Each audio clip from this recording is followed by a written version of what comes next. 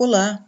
Continuando com a modelagem de dados, hoje vamos trabalhar a multiplicidade nos relacionamentos.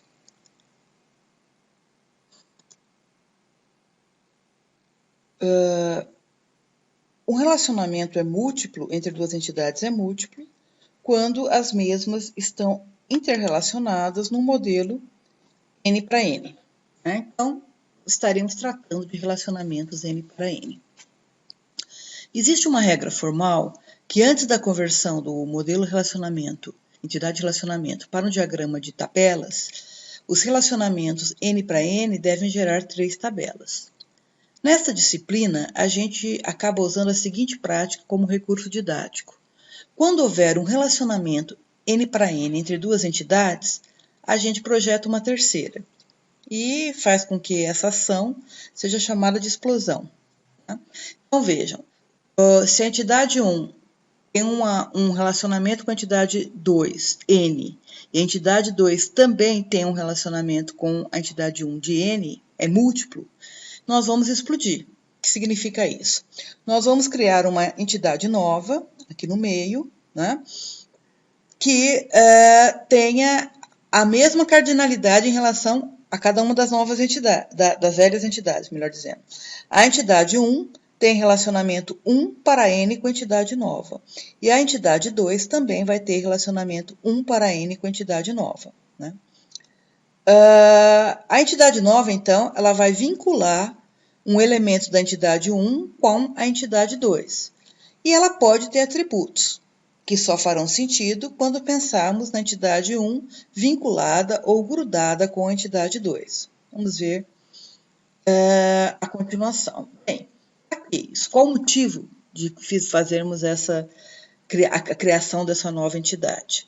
Da perspectiva do negócio, essa nova entidade pode facilitar o entendimento minucioso de regras de negócio. Quer dizer, você pode, no detalhe, imaginar algum atributo que só faz sentido ali e ver a necessidade de ter uma nova entidade. Mas mesmo quando não tem uma facilitação do entendimento das regras de negócio, da perspectiva da tecnologia de informação, dos softwares e do banco de dados em si, é imprescindível que haja essa terceira tabela, né? Porque é ela que vai fazer os vínculos, permitindo uma armazenagem eficiente de dados, né? E uma recuperação rápida. Vamos a um exemplo, né? No contexto de uma empresa de alta tecnologia ou de consultoria, que possua filiais, projetos e empregados, onde empregados podem trabalhar em vários projetos que são realizados em grupo, nós vamos ter essa situação aqui, né? Então, um empregado associado a vários projetos e um projeto contendo, né, realizado em grupo, contendo vários empregados. Bom, a regra manda criarmos uma nova entidade no meio, que vai ter, com a qual as entidades anteriores, terão os mesmos relacionamentos. Um para N de um lado, um para N do outro. Sempre. Isso é regra. Para entendermos melhor isso, né, então, criamos os conjuntos, né? Na entidade empregado, temos 3 elementos nesse conjunto, o João, o Zé e o Mané. Então, o Mané trabalha no projeto 1 e no projeto 2. Vejam, então, no meio, na entidade do meio aqui, nós temos um elemento que vincula o Mané, ora ao projeto 1, ora ao projeto 2. Então, isso é fundamental para que a gente possa depois imaginar quais dados se associariam a esses elementos da entidade que está no meio, que foi recém-criada. Vejam, para entender essa entidade recém-criada, a gente pode fazer uma analogia com a vinculação de números telefônicos no passado, quando você pegava o telefone preto, grandão, pesado, falava alô, aí a pessoa do outro lado, em geral, a pessoa dizia telefonista, eu quero fazer uma ligação para o número 423. Aí as telefonistas fisicamente pegavam o número da sua casa e ligavam no painel com o número da casa 434, 523, que você desejasse falar. Então, o que acontece? Há um vínculo físico, né? Antigamente havia esse vínculo físico para completar-se uma chamada telefônica. Então, aqui você pode imaginar que a terceira entidade, que a entidade derivada da explosão, ela faz exatamente isso. Ela vincula um elemento, um empregado, no caso, que é o elemento do conjunto aqui, empregados, com um elemento do conjunto projeto, né? Então, João trabalha no projeto 1. Zé trabalha no projeto 2 e Mané trabalha tanto no projeto 1 quanto no projeto 2. E essa informação ela é recuperada a partir da tabela da explosão, né? Então, é fundamental que haja essa tabela. Bem, essa entidade pode ter atributos, entidade nova recém-criada. Ou seja, caso exista um dado ou mais dados que precisem estar ligados a um empregado trabalhando em determinado projeto, é exatamente nessa terceira entidade que esses dados vão ter que ser armazenados. Pensem, o que faz sentido quando pensarmos em um empregado associado a determinado projeto?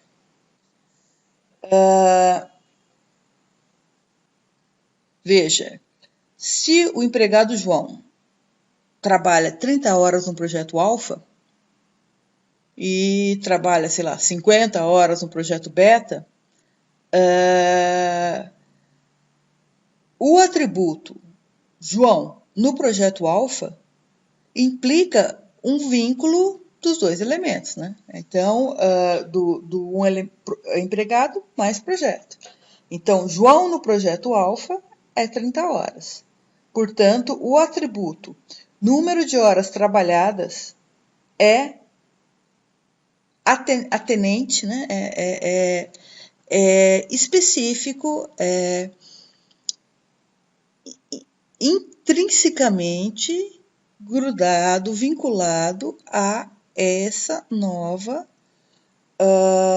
entidade, empregado no projeto, né? Você não pode imaginar que esse atributo, que esse dado possa ser vinculado a outra entidade. Mesma coisa a função, né?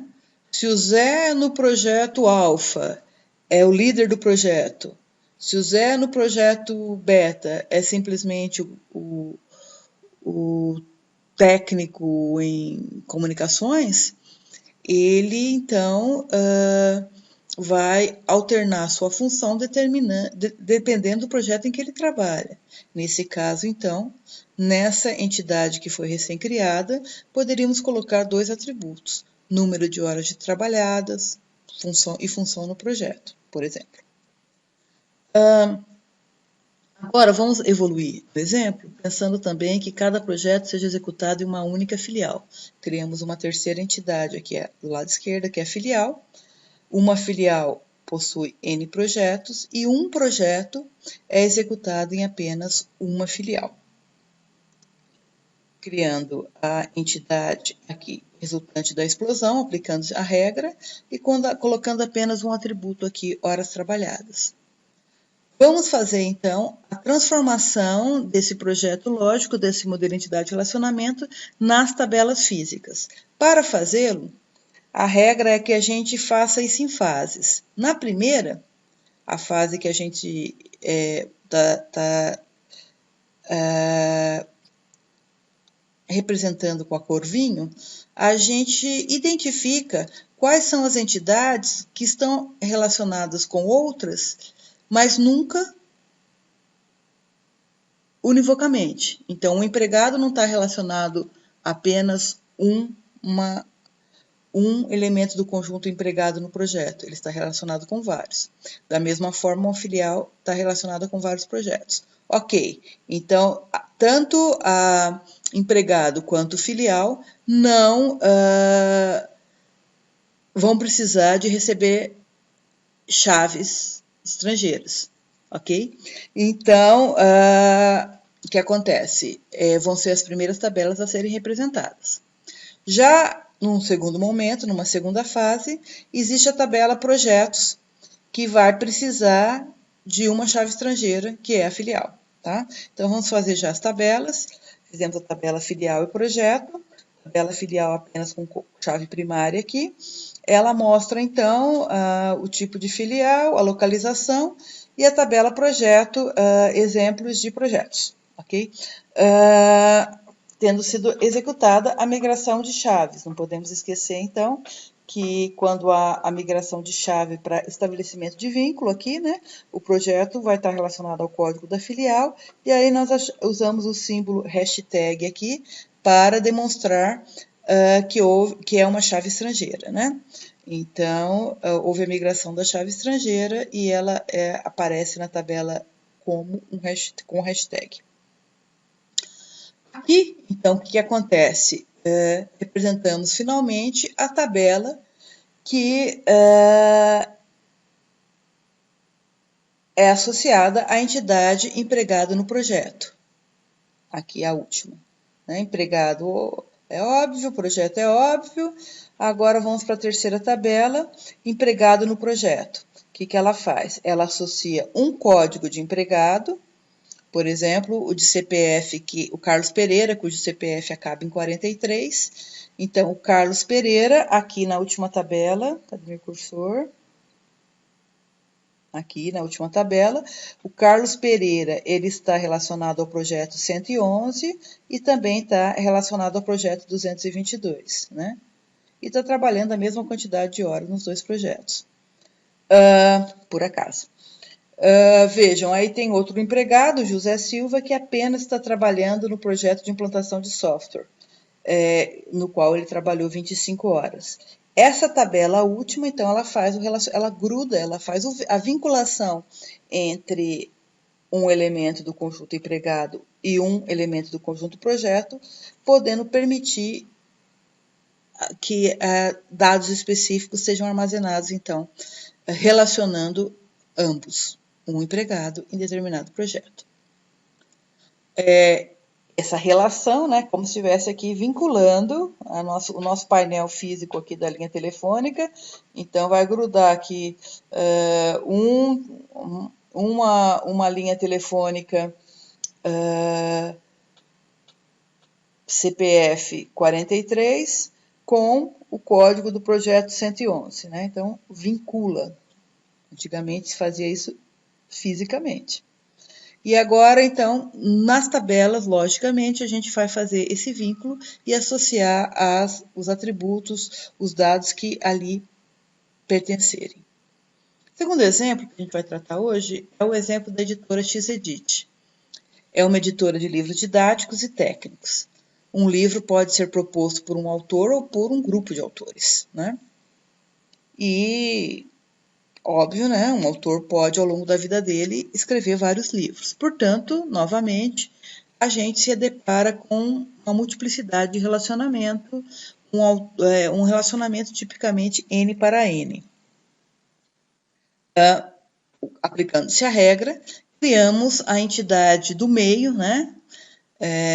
A entidade resultante da explosão, com a qual ambas as entidades anteriores vão ter o mesmo relacionamento. O autor vai estar relacionado a N elementos da entidade nova e um livro vai estar relacionado a N elementos da entidade nova.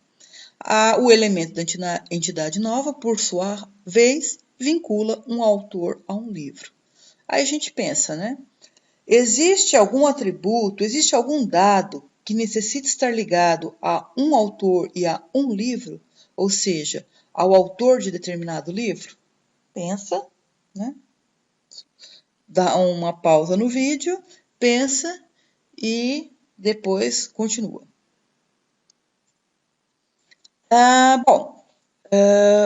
Um atributo pode ser o percentual de direitos autorais. Então, o autor o autor José da Silva pode ter escrito vários livros técnicos, né? Pode cálculo 1, cálculo 2, álgebra linear, por exemplo. E o livro Cálculo 1 pode ter sido escrito pelo José da Silva, pelo Antônio Marcos, entre outros. Então, o que acontece? Qual é o percentual de direitos autorais do José Silva no livro Cálculo 1? Né? Diferente do Marcos. Né? Ou não, pode ser até igual. Mas é específico, quer dizer, naquele livro o autor José da Silva tem um percentual, no outro já pode variar esse percentual. Né? Se nós acharmos que é importante também, nessa entidade recém-criada, colocarmos quanto atributo, colocarmos quanto atributo a quantidade de capítulos escritos, então, o que significa isso? O Zé Silva, do cálculo 1, ele escreveu 9 capítulos. De cálculo 2, ele só escreveu 2 capítulos, e assim por diante. Se for pertinente na nova entidade, tanto o atributo percentual de direitos autorais quanto o atributo de quantidade de capítulos escritos, fica implícito, então, que o percentual de direitos autorais não é definido em função do número de capítulos escritos. Porque se fosse, não precisava repetir a informação, né? Baseado na quantidade de capítulos escritos, a gente já conseguiria descobrir como dado secundário o percentual de direitos autorais, né? Então, se eu sou muito famosa, não interessa se eu escrevo 1 ou 2 capítulos, eu quero um percentual, a mim é lícito, é dado um percentual de direitos autorais muito maior do que os outros autores que não são tão famosos assim, ou o meu capítulo foi mais difícil, sei lá, pode ter várias regras. Então, as diferentes regras de negócio acabam sendo representadas no modelo, isso é importante sempre enfatizar. Em outras palavras, ou com mais detalhes, né? A regra do negócio, quer dizer, o jeito que as editoras funcionam, que a X-Edit pode funcionar, traz a exigência de que exige uma nova entidade, porque eu preciso controlar, por exemplo, eu, editora, conforme os livros forem vendidos, eu preciso pagar o direito autoral para o autor, mas eu preciso controlar qual é o percentual do direito autoral de cada um deles. Então, o negócio editora de livros técnicos necessita da informação percentual de direitos autorais, e ela tem que estar ali. Por outro lado, o projeto físico só consegue ser otimizado se nós criarmos essa terceira entidade. Quer ver? Se nós colocarmos a informação percentual de direitos autorais no autor, né, se esse dado, percentual de direitos autorais, estivesse aqui como um atributo de autor, o que acontece? Eu não sei a que livro se refere aquele percentual. Então, José da Silva está ganhando 30% de direitos autorais. Ok, mas em qual obra? Ele escreveu 4 obras e não necessariamente esse percentual vai ser fixo, né? Se colocarmos na entidade livro, também não vamos saber a que autor se refere, né? Então, a menos que sempre, né, isso fosse fixo, mas não faz sentido.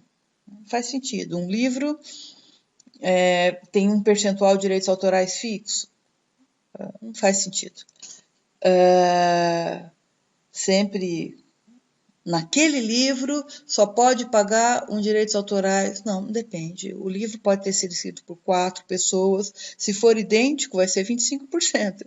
Se o livro for escrito por 2 pessoas, se for idêntico, vai ser 50%. Então, você não pode colocar esse atributo de direitos autorais no livro, porque mesmo se o livro tivesse sempre uma distribuição igualitária de direitos autorais, ele pode ter diferentes número de autores e essa percentual igualitário também iria mudar, né? Então, não dá para pôr esse atributo aqui como livro. O atributo percentual de direitos autorais, ele somente, né, satisfaz as necessidades do negócio editora X-Edit se ele for vinculado à terceira entidade. Como nós temos feito, é interessante olhar como ficam as tabelas físicas. Então, nós temos aqui a tabela autor. O primeiro autor é o Pedro Neves, é o autor 4. O segundo autor é o Flávio Brito. O Pedro Neves escreveu Vamos ver, que o Pedro Neves escreveu? Olha a terceira tabela. Pedro Neves, aqui o 4, escreveu o livro Estatística 1 e escreveu também a Introdução à Contabilidade, que é o livro 2. Né? No primeiro livro, ele tem o percentual de direitos autorais de 70%. Então, toda vez que vender o livro Estatística 1, 70% dos direitos autorais devidos vão ser depositados na conta do Pedro Neves. Né? Ao passo que toda vez que vendermos Estatística 1, só vamos depositar 30% na conta do Flávio Brito. Né? Por outro lado, toda vez que for vendido um livro de introdução à contabilidade, o montante correspondente aos direitos autorais vai ser distribuído igualitariamente tanto para o Pedro Neves quanto para o Flávio Brito. Né? Então, é dessa forma, com essas 3 tabelas, que nós conseguimos refletir a necessidade da editora TZedit trabalhar com as informações dela e, por outro lado, a necessidade do software fazer os vínculos necessários entre as tabelas. Bom, os comentários finais são: diagrama entidade e relacionamento ajuda a traduzir sempre, né, numa linguagem lógica, numa linguagem matemática, as regras dos negócios do mundo real. Né? E a criação da entidade resultante da explosão, muitas vezes pode ajudar nessa tradução. Podem ser trazidos detalhes, observados melhores detalhes e enriquecido o modelo em termos de dados e informações. Por outro lado, se não criarmos a terceira tabela, a tabela resultante da explosão, não tem como fazermos um banco de dados otimizado e eficiente. Então, mesmo quando não houver necessidade de novas informações, novos dados que fiquem atrelados ao vínculo de um elemento de um conjunto com outro elemento de um conjunto, ainda assim nós vamos precisar da tabela para fazer apenas a vinculação. Né? Então, a terceira tabela, ela sempre vai existir no modelo do banco de dados. Com isso, concluímos este módulo. Até o próximo.